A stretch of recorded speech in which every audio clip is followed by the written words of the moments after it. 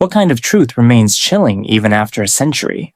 We're about to dive deep into the iceberg of the most horrifying cold cases, from hikers whose bodies were found bizarrely scattered, to a ghost ship that endlessly signaled for help, but was found completely empty. Tier 1. The Surface. Jack the Ripper. Let's go back to the autumn of 1888 in London, an era shrouded in fog and industrial smoke. A phantom slipped into the impoverished district of Whitechapel. He wasn't just a killer. He was a media genius and the father of modern terror. He called himself Jack the Ripper. On paper, this was a series of brutal murders of prostitutes. But it's not that simple. Jack's atrocities were a meticulously planned and escalating performance of terror. His canonical 5 victims were all destitute prostitutes. The violence began with the relatively simple throat slashing of Mary Ann Nichols, and quickly escalated to cutting open Annie Chapman's abdomen and removing her uterus. In the double event of September 30th, he murdered Elizabeth Stride and Catherine Eddowes on the same night. Finally, in the room of his victim, Mary Jane Kelly, he turned her body into a bloody art exhibition, with her organs removed and displayed around the room as if in some evil ritual. But the point here isn't the murders, it's the brand marketing. The technology of the time couldn't even identify fingerprints. So how did Jack become a global superstar? He sent taunting letters to the Central News Agency, starting with Dear Boss, and signing off for the first time as Jack the Ripper. He even sent a more horrifying From Hell letter, along with half a human kidney alleged to be from the victim Catherine Eddowes. He turned a local crime into a national public drama. So what's the real conspiracy theory? For over a century, the list of suspects has exceeded 100 people. It includes Montague John Druitt, a lawyer who was found drowned in the Thames shortly after the final murder, and Aaron Kosminski, a deranged Polish barber who recent DNA research claims to have linked to a victim's shawl, though this claim is highly disputed. Whatever the truth, Jack's legacy is eternal. He taught the world that criminals can become media celebrities, and that fear is the best commodity. The JFK Assassination, the most bullshit theory in history. On the 22nd of November 1963, a few gunshots shattered the clear sky over Dealey Plaza in Dallas, Texas, and the American dream shattered with it. President John F. Kennedy was shot dead in his convertible. This wasn't just the death of one man, it was the beginning of a crisis of faith in a nation. The official story is amusing. A lone gunman named Lee Harvey Oswald fired 3 shots from the 6th floor of the Texas School Book Depository. But before the nation could even process it, Oswald was shot and killed by a nightclub owner named Jack Ruby during a police transfer live on national television. Alright, a strange nightclub owner. Seems interesting, doesn't it? This scene dramatically cut off all leads and had silencing the witness written all over it. To quell public outrage, the new President Johnson established the Warren Commission, led by Chief Justice Earl Warren. After a 10-month investigation, the commission issued a report insisting that Oswald was the sole assassin and that there was no conspiracy. But to make this conclusion work, they invented one of the most bullshit theories in history, the magic bullet theory. They claimed that a single bullet, designated CE 399, acted like a pinball, first hitting Kennedy in the back of the neck and exiting through his throat, then hitting Governor John Connally, who was seated in front, penetrating his back, chest, and wrist, and finally embedding in his thigh, causing a total of 7 wounds. If there are any experts out there, please tell us, is there even a 0.01% possibility for the trajectory of this magic bullet? Okay, let's continue. The evidence that insults everyone's intelligence is quite simple. The Zapruder film, shot on the scene, shows that when the fatal shot hit Kennedy's head, his head snapped violently backward, which seems to contradict the claim that the bullet came from behind. Most Americans don't buy this nonsense. So, who do the real conspiracy theories point to? The list is long. The CIA furious over the Cuba issue, the Mafia targeted by Kennedy's brother, and even the ambitious Vice President Lyndon B. Johnson himself. The footage and many eyewitnesses point to a second gunman, right on the grassy knoll. The true legacy of this assassination is that it permanently poisoned Americans' trust in their government and ushered in an era where anything could be a conspiracy. Amelia Earhart, a person who vanished into thin air. Amelia Earhart wasn't just a pilot, she was a symbol, an icon who challenged the limits. In 1937, during the final leg of her round-the-world flight, she and her experienced navigator, Fred Noonan, along with their flying laboratory, a Lockheed Electra 10E aircraft took off from Lae, New Guinea, heading for Howland Island in the Central Pacific, and then vanished into the vast ocean. The official story? Ran out of fuel, crashed into the deep sea, no remains found, a simple, dull, and unprovable tragedy. But this fails to explain everything. A more interesting theory takes us to an uninhabited island called Nikumaroro. A group called the International Group for Historic Aircraft Recovery believes that Earhart didn't crash into the sea, but made an emergency landing on this island, surviving for a time as a castaway and desperately sending out hundreds of radio distress calls. They found several clues on the island: a 1,930 seconds woman's shoe, a sextant box, an empty jar of her preferred brand of freckle cream, and a piece of plexiglass consistent with her plane's window. Most critically, a set of bones discovered on the island in 1940 was reanalyzed in 2018 by anthropologist Richard Jantz, who concluded with 99% certainty that the remains belonged to Earhart herself. But what's the darkest conspiracy theory? That Earhart's flight was never an expedition at all, but a secret spy mission for the Roosevelt administration to survey Japanese military activities in the Pacific.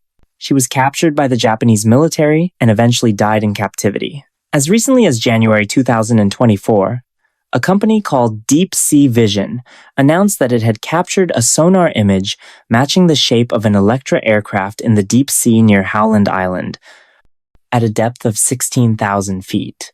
Amelia's disappearance transformed her from a hero into an eternal enigma, a myth of courage and the unknown. Tier 2, below the surface?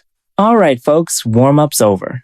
Now, we dive into deeper waters, where the cases are murky, but the level of terror rises sharply. The Zodiac Killer, a ghostly master of media manipulation. In the late 1960s in California, a killer calling himself the Zodiac turned the entire Bay Area into his personal playground.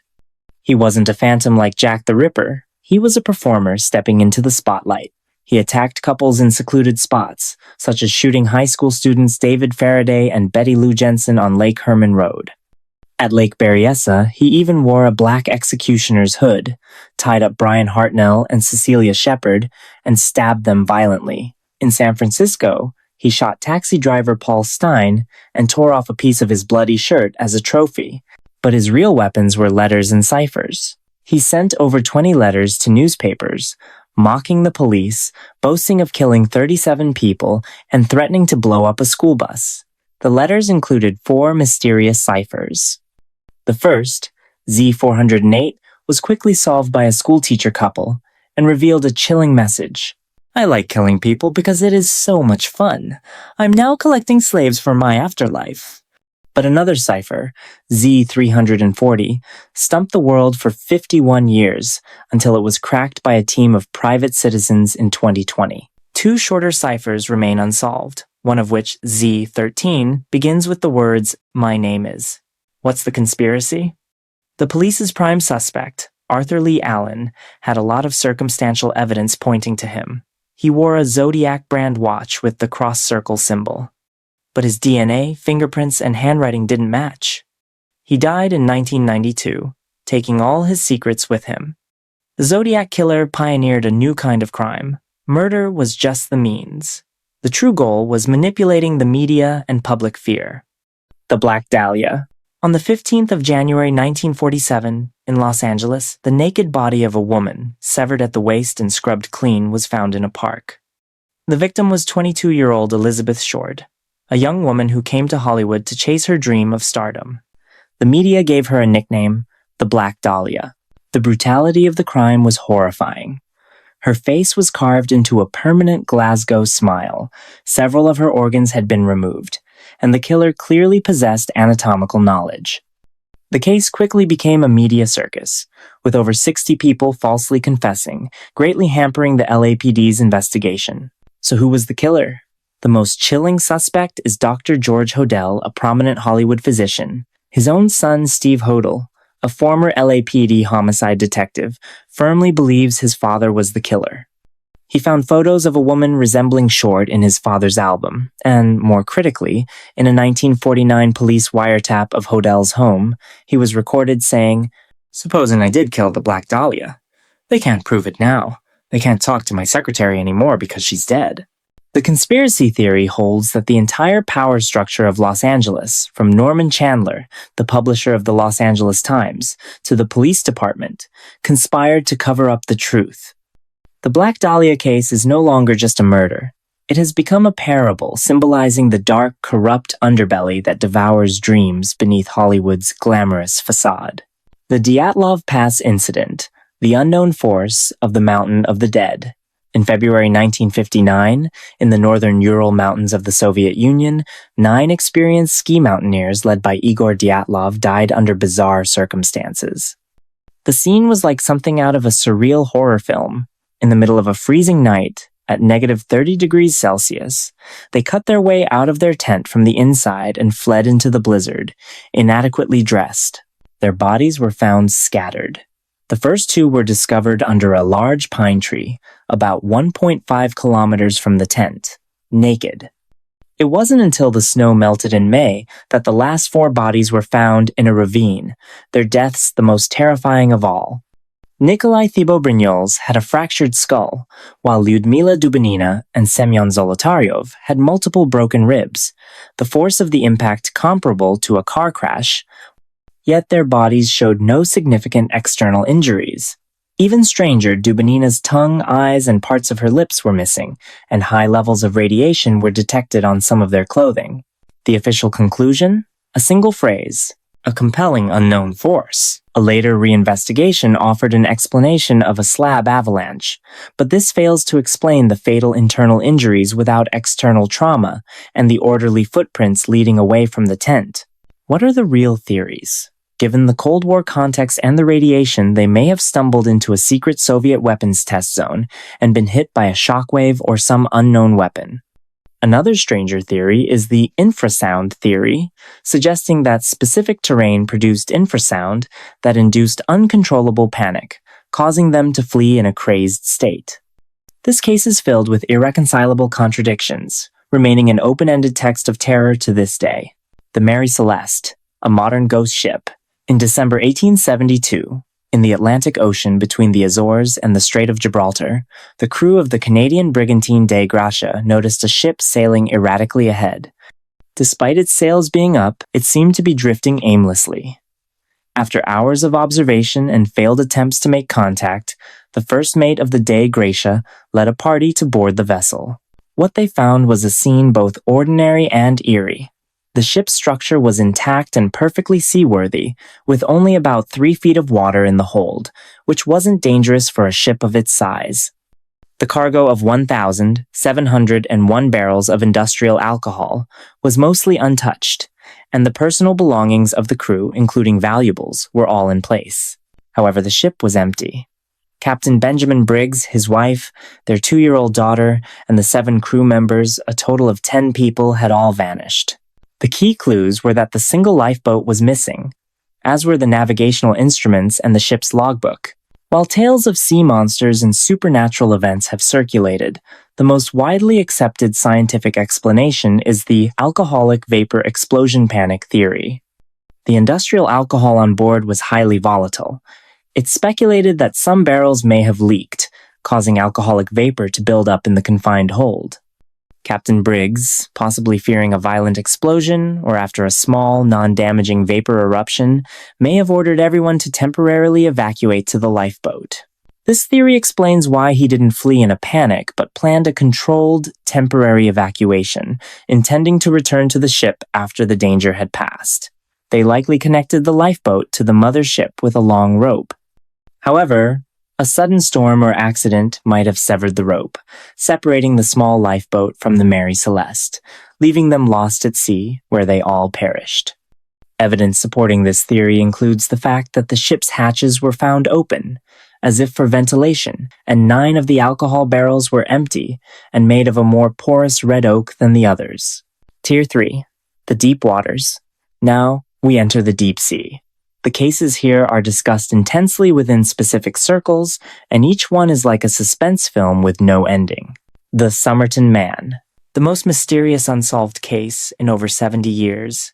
On the 1st of December 1948, on Somerton Park Beach in Adelaide, Australia, the body of an unidentified man was found. He was well dressed, with no signs of violence, but all the tags on his clothes had been cut off, and he had no identification. The clues became increasingly bizarre. An unclaimed suitcase found at the train station contained a spool of orange thread, identical to that used to repair his trousers. Most crucially, in a hidden pocket of his pants, a small piece of paper was found printed with the Persian words tamam shud, meaning "it is ended" or "it is finished." The paper was torn from a rare copy of the Rubaiyat of Omar Khayyam. The book was later found, and on its back cover was a coded message that remains unsolved to this day, along with a phone number. The phone number led to a nurse named Jessica Thompson, who acted extremely shocked upon seeing a plaster cast of the man's face, but claimed not to know him.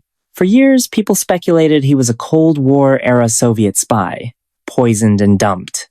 It wasn't until July 2022 that Professor Derek Abbott of the University of Adelaide, an American forensic genealogist, Colleen Fitzpatrick, using DNA technology, successfully identified him as Carl Charles Webb, an electrical engineer and instrument maker. This discovery ruled out the spy theory, but deepened the mystery. Why would an ordinary engineer erase his identity, write a cryptic code, and end up dead on a beach? What was his relationship with the nurse? We solved who he was, only to add more questions. If you have more theories, feel free to leave a comment. D.B. Cooper, a gentleman hijacker who vanished at 30,000 feet. On the eve of Thanksgiving, November 24th, 1971, a man calling himself Dan Cooper pulled off the perfect crime. He hijacked Northwest Orient Airlines Flight 305, calmly demanding $200,000 in cash and 4 parachutes. He exchanged the 36 passengers for the ransom, then ordered the plane to take off again, flying at a low speed at an altitude of 10,000 feet. Somewhere between Seattle and Reno, he lowered the aft air stair, strapped the money to himself, and jumped into the cold wilderness, vanishing forever. This is the only unsolved case of air piracy in American commercial aviation history. The FBI's Norjack investigation lasted 45 years and yielded nothing. The only clue? A black tie he left on the plane contained particles of pure titanium, suggesting he may have worked in the aerospace industry. In 1980, an 8-year-old boy named Brian Ingram found a bundle of decaying $20 bills, totaling $5,800, on the banks of the Columbia River. The serial numbers confirmed it was part of Cooper's ransom. Did he die in the jump, or did he get away? In July 2016, the FBI officially suspended its active investigation of the case. Cooper has become a folk legend, an anti-hero who outsmarted a powerful system and successfully disappeared. His actions also permanently changed aviation security. All Boeing 727 aircraft were fitted with a Cooper vane to prevent the aft air stair from being opened in flight. The Flannan Isles Lighthouse. In December 1900, on the desolate Flannan Isles off the coast of Scotland, 3 lighthouse keepers, James Ducat, Thomas Marshall, and Donald MacArthur, mysteriously vanished. On December 26, the relief vessel Hesperus arrived, to find the island eerily silent. Inside the lighthouse, a clock had stopped, a chair was overturned, and a half-eaten meal sat on the table, but the 3 men were gone. The investigation found a set of oilskins still hanging, meaning one man had rushed out into the storm without his protective gear. Some speculate that it was MacArthur. The official conclusion was a tragic accident. An abnormally large had swept 2 men who were working on the western landing platform into the sea, and the 3rd man was taken by the wave as he rushed out to warn them. But for years, a more terrifying version of the story has circulated, claiming the lighthouse logbook recorded strange events in the days leading up to the disappearance. The keepers were terrified of an unprecedented storm, one was crying, and they were all praying together. The final entry supposedly read, "Storm ended, sea calm. God is over all." The truth is, these log entries were a complete fabrication, originating from the 1912 poem Flannan Isle by Wilfred Wilson Gibson. This case illustrates once again how, when the truth is mundane, a mysterious legend can replace reality and become the only truth in the public's mind. The Sodder Children. On Christmas Eve 1945 in Fayetteville, West Virginia, the Sodder family home went up in flames. George and Jenny Sodder, along with 4 of their 9 children, escaped, but the other 5, Maurice, Martha, Louis, Jenny, and Betty, the children, aged 5 to 14, vanished without a trace. Officials concluded they died in the fire, but the strangest thing was this. A preliminary search of the ashes revealed no remains of the 5 missing children. The Sodders were convinced their children had been kidnapped. A series of strange events surrounded the fire. The family's phone line had been cut. A ladder that was usually propped against the house was missing, and 2 trucks they tried to use for a rescue wouldn't start. Furthermore, some people claimed to have seen someone throwing fireballs at the house on the night of the fire, and several witnesses reported seeing the missing children with 2 men and 2 women after the blaze. The local investigation was cursory. The coroner's jury even included the insurance salesman who had threatened George Sodder for his anti-Mussolini remarks. In 1968, the Sodders received an anonymous letter containing a photograph of a young man with Louis Sodder, "I love Brother Frankie," written on the back. They were convinced it was their missing son. The case is a heartbreaking mix of family tragedy, official incompetence or cover-up, and the faint hope that the children might still be alive somewhere. Tier 4. The Dark Abyss. Welcome to the bottom of the iceberg. The cases here are extremely obscure and deeply unsettling. They are no longer simple mysteries but fundamental challenges to our perception of reality. The SS Ourang Medan, a ship of death. Among the many maritime mysteries, the story of the SS Ourang Medan is perhaps the most bizarre and chilling. In 1947, several ships in the area, including an American vessel named the Silver Star, received a series of fragmented SOS calls from the Ourang Medan. The Morse code message from the radio operator was horrifying. All officers, including captain, are dead lying in chart room and on bridge. Possibly whole crew dead. After a jumble of unidentifiable code, the final message came through. 2 words: I die. The Silver Star quickly located and headed for the ship. When they arrived, they found the Ourang Medan afloat and seemingly undamaged, but there was a dead silence on board. The rescue party was horrified by what they found. All the crew members, and even a dog, were dead. Their bodies were on their backs, arms outstretched, with looks of sheer terror frozen on their faces, teeth bared, and eyes wide open, staring at the sundae. There were no signs of a struggle. As the rescue team prepared to tow the ship, smoke began to rise from the number 4 hold, followed by a violent explosion, and the ship sank to the bottom of the sea. The most scientific explanation? The ship was illegally transporting dangerous chemicals, such as a mixture of potassium cyanide and nitroglycerin, or even nerve agents from World War II, which leaked. But the biggest mystery is that no official registration of this ship can be found in Lloyd's shipping register or any other maritime records. It's very likely that this was not a real maritime disaster but an urban legend that was embellished over time. But what puzzles me is, why would a fictional story be so detailed and terrifying? That in itself is chilling. The Brabant Killers of Belgium, between 1982 and 1985, a gang known as the Brabant Killers, plunged Belgium into a years-long state of terror. They primarily targeted Delhaize supermarkets, carrying out a series of robberies that left 28 people dead and over 40 injured. But their actions were full of contradictions. They would use military-grade marksmanship to unhesitatingly kill innocent civilians, including children, for just a few $1,000s in cash. In their final attack in the city of Aalst on the 9th of November, 1985, they stormed a supermarket and shot everyone in sight, killing 8 people. Witnesses claim the gunman, nicknamed the Giant, the Killer, and the Old Man, were even smiling as they killed. A conventional criminal motive simply can't explain this. A darker theory has emerged: political terrorism. They weren't robbers, but agents connected to state security services or far-right organizations. Their goal wasn't money, but to create mass panic and destabilize society to pave the way for a more hardline right-wing government. This is known as a strategy of tension. The investigation was plagued by errors and obstructions, with key evidence mysteriously disappearing, suggesting that an internal force was protecting them. The case remains unsolved, a permanent warning about the dark forces that may exist within a state. The Watchmaker Mystery. On the night of the 25th of October, 1984, the death of German food technician Günther Stoll became a surreal nightmare. That evening, he exhibited severe paranoia, repeatedly telling his wife about them who wanted to harm him. Around 11 p.m., he suddenly shouted, "Now I get it," before scribbling 6 letters Yoji TZE on a piece of paper and then immediately crossing them out. He rushed out of his house, only to faint at a pub. When he woke up, he told an old acquaintance from his childhood, "Something terrible is going to happen tonight." At 3 a.m., 2 truck drivers found his car crashed in a ditch on the A45 motorway. Stoll was naked and critically injured, sitting in the passenger seat.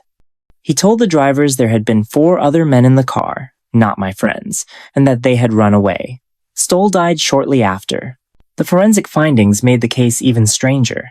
His fatal injuries were not caused by the crash, but by being hit or run over by another vehicle somewhere else. He was injured, then stripped naked, placed back in his own car, and someone then staged the crash. The case baffled Germany for nearly 40 years.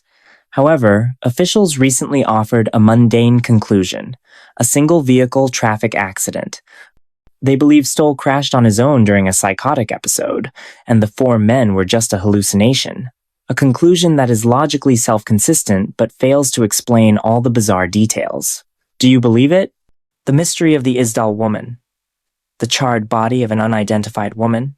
On the 29th of November 1970, the partially burned body of a woman was found in a valley called Isdalen, near Bergen, Norway.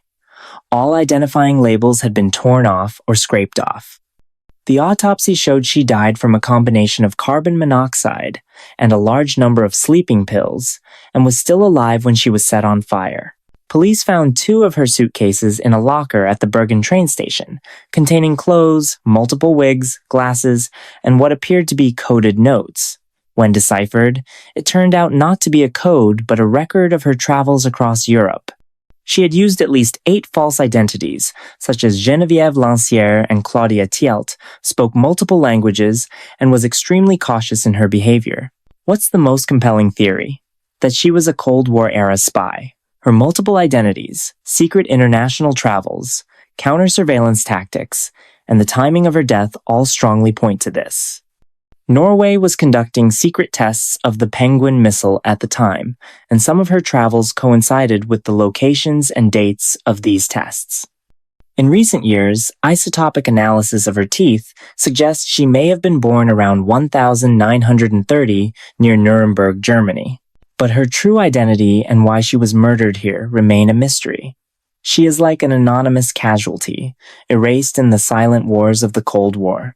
So, that's the situation with these cold cases. In the end, these cases are not just unsolved crimes, they are black holes in our civilizational narrative and also records of our attempts to mend civilization. These piercing cold cases are a stark reminder that the order we rely on is just a thin layer of ice, and beneath it lies a deep, unfathomable darkness. So, I really want to know how you all feel about this. If you like this topic, please let me know in the comments below. If you want me to keep digging into the things happening around the world within the frameworks of law, please let me know that as well. Alright, good luck out there. See you next time.